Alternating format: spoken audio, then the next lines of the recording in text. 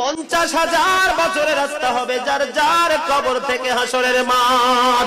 ফুলচেরাতের পুল হবে 30,000 বছরের রাস্তা। আমার উম্মত গুলো কিভাবে রে পায়ে হেঁটে তারা অতিক্রম করবে?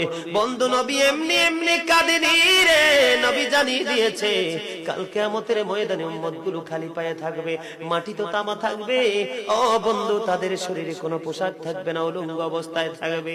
এমন মা আয়েশা প্রশ্ন করলো, গো প্রাণের নবী, জানতে মনে চায় নবী গো, এই যে আপনার উম্মত গুলো উলঙ্গ অবস্থায় খালি পায়ে সবাই থাকবে গো নবী, তারা কি নারী পুরুষ একসাথে? কয় হ্যাঁ, নারী পুরুষ একসাথে। তারা কি কেউ কারো দিকে নজর দিবে না? এবার আমার নবী বলেছে, আয়েশা রে, কেমন করে নজর দেবে রে আয়েশা? বন্যার পানি যেমনি প্রবল বেগে বৃদ্ধি পেয়ে পৃথিবীর মানুষগুলোকে গ্রাস করে ফেলে, কাল কিয়ামতের দিন এই জাহান্নামের আগুন মানুষের দিকে বন্যার মতো প্রবল বেগে ছুটে এসে মানুষকে ঘিরে ফেলবে। এত ভয়ঙ্কর হবে রে আয়েশা কেরাম।